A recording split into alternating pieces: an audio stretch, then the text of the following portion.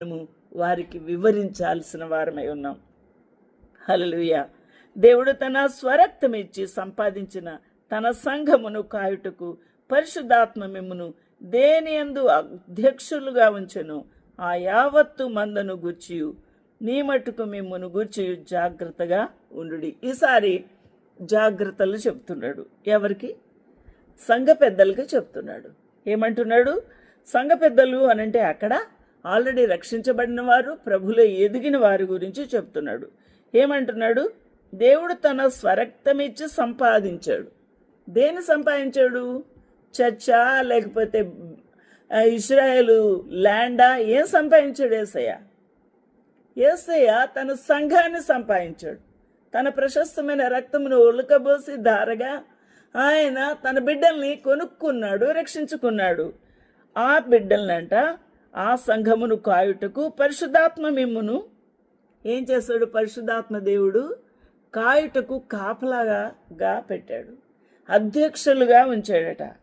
దేనియందు అధ్యక్షులుగా ఉంచానో ఆ యావత్తు మందను గూర్చియు మీ మట్టుకు మిమ్మును గూర్చియు జాగ్రత్తగా ఉండండి. చూడండి, కర్ర పెత్తనం అంటారు చూడండి. కర్ర పెత్తనం అంటే ఎందుకు లేటుగా వచ్చావు, ఎందుకు పడుకున్నావు, ఎందుకు కునుకుతున్నావు, ఎందుకు నువ్వు ఇవ్వలేదు, ఎందుకు పాట పాడలేదు, ఇలా కర్ర పెత్తనంతో కొడతా ఉంటారు చెయ్యని వాళ్ళ కోసం. వాళ్ళ గురించి పట్టించుకోరు. వీళ్ళు నిద్రపోతారు, వీళ్ళు దేవుని కొరకు సమయానికి రారు, లేకపోతే దేవునికి ఇవ్వరు, దేవునికి తాము సబ్మిట్ చేసుకోరు. వీళ్ళ గురించి పరీక్ష చేసుకోకుండా కర్ర పెత్తనం చేస్తూ ఉంటారు.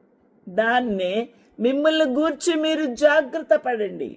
సంఘాన్ని ఆత్మలు కాయుట ఎందే కాదు, చాలా జాగ్రత్త అండి. మీరు కూడా అదే బాధ్యతలో ఉన్నారు. ఈ ప్రోగ్రాం నడిపించుట ఎందు మీరు కర్ర పెత్తనం కాకుండా మీరు ఎలా ఉండాలి? మిమ్మల్ని మీరు కూడా చెక్ చేసుకున్న వారుగా ఉండాలి అని ఈ వాక్యం మనకు తెలియచేస్తుంది. విశ్వాసులను బాధ్యతగా పెంచడం విషయంలో, కాయుట విషయంలో, వాళ్ళని సరైన పోషక ఆహారం చేత వాళ్ళని బలవంతులుగా చేయడం విషయంలో మిమ్మల్ని మీరు జాగ్రత్తగా అధ్యక్షులుగా ఉండి నడిపించండి అని వాక్యం మనకు తెలియచేస్తుంది. ఇక్కడ 29, నేను వెళ్ళిపోయిన తర్వాత క్రూరమైన తోడేళ్ళు మీలో ప్రవేశించునని నాకు తెలియదు. ఏమండి, అడవిలో ఉంటాయి కదా క్రూరమైన తోడేళ్ళు. మా ఊర్లో అంట పులి దివాన్ చెరువులో తిరుగుతుందంట, మళ్ళీ కొంతమూరులో కోల్మూరి ఇటు కూడా తిరిగిందంట. అన్ని ప్రాంతాలు సీతానగరం అదంతా తిరుక్కుంటూ వస్తుందంట, చక్కగా షికారు చేస్తుంది. క్రూరమైన జంతువు.